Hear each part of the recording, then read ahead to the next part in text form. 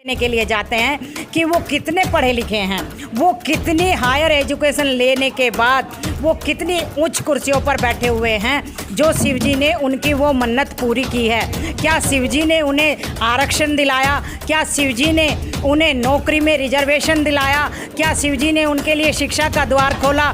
ऐसा तो कुछ भी उन्होंने मूर्ख बना के बेकार के धंधे में उलझाया है कि ये लोग कावड़ लेके आएंगे और हमारे जो बच्चे हैं वो अच्छी एजुकेशन लेके, अच्छी कोचिंग करके, अच्छा इंटरव्यू देके, अच्छी परीक्षा देके वो हर कंपटीशन पास करेंगे और जितनी भी मान सम्मान स्वाभिमान की सीटें हैं उन पे हमारे बच्चे बैठेंगे और जितनी भी गुलामी की चीज़ें हैं उस पे ये स्वाभिमान के बदले ये बहुजन समाज के बच्चे और बहुजन लोग ही हमारे गुलाम होंगे।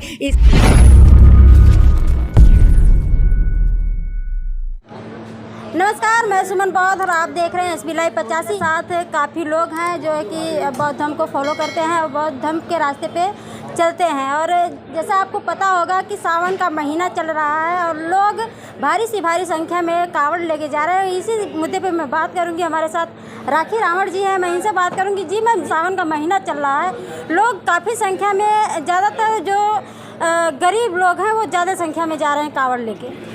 सबसे पहले तो सभी को नमो बुद्धाय, जय भीम। और मैं धन्यवाद करती हूँ सुमन बौद्ध जी का कि उन्होंने आज इस मुद्दे पर चर्चा की। अभी सावन का जो महीना चल रहा है तो हमारा जो ये गरीब समाज है, इस गरीब समाज को भटकाया गया है, गुमराह किया गया है, पाखंडवाद में उलझाया गया है।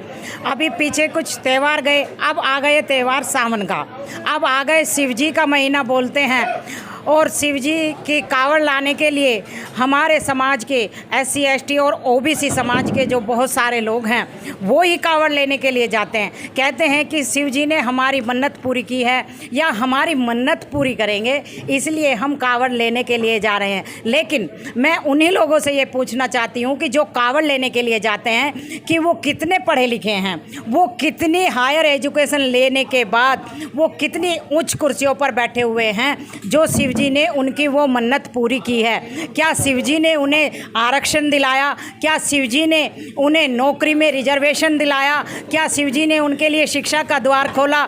ऐसा तो कुछ भी नहीं है। और दूसरी बात, जब हम दूसरे लोगों से बात करते हैं, यानी कि इस बहुजन समाज को छोड़ते हुए जब हम बात करते हैं या देखते हैं ब्राह्मणवादी लोगों को, तो वो पढ़े लिखे मिलते हैं और वो एक छोटी कुर्सी से लेकर ऊपर तक की जितनी भी बड़ी पोस्टें हैं वो सारे के सारे वो ही बैठे हुए मिलते हैं। वो कावड़ लेने के लिए नहीं जाते।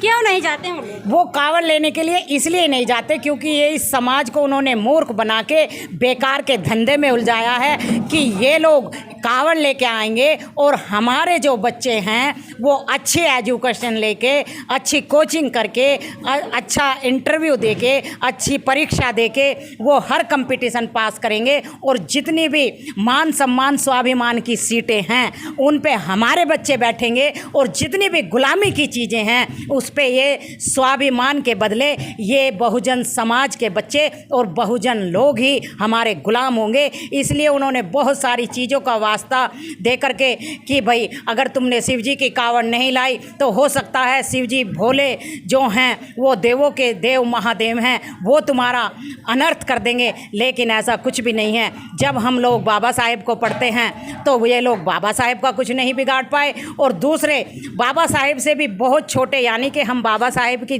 नाखून के बराबर भी नहीं है। जब हम जैसे लोग भी, जितने भी लोग आज यहाँ बुद्धिज़्म को फॉलो करते हैं या बुद्धिज़्म को छोड़ते हुए जो पाखंडवाद को नहीं स्वीकारते हैं, पाखंडवाद को उन्होंने किनारा कर दिया है, तो जब हम ऐसे लोगों को देखते हैं तो उनका रास्ता तरक्की का रास्ता है। उनके बच्चे अच्छे स्कूलों में पढ़ते हैं, उनके घर में अच्छी साफ़ सफाई होती है, उनके घर में अच्छे महापुरुषों की फ़ोटो होती है। तो जब वो अच्छे मार्ग पर चलते हैं तो शिवजी हो या राम हो या कृष्ण हो, कोई भी उनका कुछ नहीं बिगाड़ पाता और वो अच्छे मार्ग पर चलकर अच्छी पोस्ट और अच्छा मान सम्मान स्वाभिमान प्राप्त करते हैं। लेकिन ये मूर्ख बनाने का धंधा ज़्यादा कम पढ़े लिखे लोगों में, और मैं तो ये कहूँगी कि ज़्यादातर महिलाएं जो होती हैं वो पाखंडवाद में उलझी हुई होती हैं।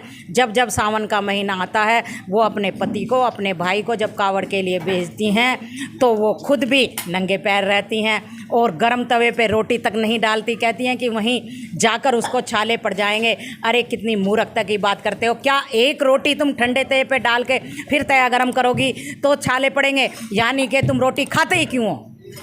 रोटी तो गर्म तवे पे ही पकेगी, फिर एक रोटी बने या सारी रोटी बने उससे क्या फ़र्क पड़ता है। और ऐसे ही मैं दूसरी बात ये कहूँगी कि जिस गंगा जल को भर कर लाते हैं ये, जिसे पवित्र बनाते हैं, आज लाखों लोग उसी पवित्र जल को अपवित्र करके आते हैं, क्योंकि ये लोग वहाँ पर जाकर उसी में टट्टी पेशाब करते हैं, उसी में नहाते हैं। जो ये पहाड़ों से अच्छा शुद्ध पानी आता है उसको भी इन्होंने विशुद्ध कर दिया है, गंदा पानी कर दिया है, अब पीने लायक इसको नहीं छोड़ा है। और तुम्हें ज्ञात होगा कि यहाँ जब अभी हमारी गंगा की सफाई चली तो कितने करोड़ रुपए इसकी सफाई का बजट आया और आज तक सफाई नहीं हुई। तो ऐसे पाखंडियों की वजह से ही ना तो कभी सफाई होगी और ना हुई है। तो मैं तो अपने बहुजन समाज के लोगों को यही संदेश इस सावन के महीने में दूंगी कि तुम इस पाखंडवाद को छोड़ो और अपने महापुरुषों को पढ़ो। जब महापुरुषों का और हमारे जैसे लोगों का ये कुछ नहीं बिगाड़ पाए तो फिर ये तुम्हारा क्या बिगाड़ पाएंगे। अगर तुम्हें मान सम्मान स्वाभिमान चाहिए तो अच्छी शिक्षा लो, अच्छा मार्ग चलो, अच्छे संस्कार लो। और उसी है कि जिन लोगों को अपनी बाजुओं पे हिम्मत नहीं है, भरोसा नहीं है, जो अच्छे कर्म नहीं करते हैं, वो मंदिर में जाते हैं हमेशा मांगने के लिए, क्योंकि ना तो उन्हें अपनी बाजुओं पर भरोसा है ना अपने दिमाग पर भरोसा है, तो उन्हें मांग कर खाने की आदत सी पड़ गई है। लेकिन जिन लोगों को अपने दिमाग और बाजुओं पर भरोसा है वो लोग कभी मंदिर की तरफ जाते नहीं हैं। और अभी मेरे भाई एक सवाल पूछ रहे थे कि सावन के महीने में क्या लहसुन प्याज खाने से पाप नहीं लगता। इसका जवाब मैं अगर इस तरीके से दूं कि साल के 11 महीने तुम मर्डर करो और 12वें महीने में ना करो तो क्या तुम्हारी सजा माफ हो जाएगी? क्या हो सकती है? नहीं होगी ना। तो इसलिए जो लोग लहसुन प्याज खाने को पाप समझते, पहली बात तो ये है कि लहसुन प्याज खाना कोई पाप नहीं है। अगर हम प्याज खाते हैं तो उससे बहुत सारे कीटाणु मर जाते हैं, हमारे शरीर में जाके बहुत से विटामिन की, प्रोटीन की कमी पूरी होती है। इसी तरीके से लहसुन भी हमारे शरीर में जाके कुछ ना कुछ लाभ ही देता है। अगर हम उन्हें नहीं खाएंगे तो इसमें पाप और पुण्य की कहाँ से बात आई? वो तो अपने अपने बहुत सारे लोग छोड़ देते हैं। लेकिन मैं तो इसका सीधे से यही जवाब दूंगी। बहुत सारे लोग नवरात्रों में मंदिर जाते हैं, कहते हैं माता रानी ने कहा है कि अब मांस नहीं खाना है, पूरे साल खाओ, 9 दिन मत खाना। तो क्या तुम अच्छे संस्कारी बन जाओगे या तुम किसी को मारने वाले नहीं रहोगे? अगर तुम 7 दिन किसी की हत्या नहीं करोगे तो क्या तुम उस हत्या से मुक्त हो जाओगे? तो ये सब चीज़ें ये लोग अपने पाप धोने के लिए करते हैं। ये जानते हैं कि ये पापी हैं और इसलिए इनके पाप कभी मंदिर में, कभी गंगा में, कभी हरिद्वार में धुलते रहते हैं। लेकिन बाबा साहब ने कहा कि पाप मंदिर और गंगा और हरिद्वार में नहीं धुलेंगे। अगर कोई पापी है तो उसे कोर्ट जरूर सजा देगा। और यहाँ बाबा साहब ने कोर्ट बनाए और पापियों को सज़ा मिलती है।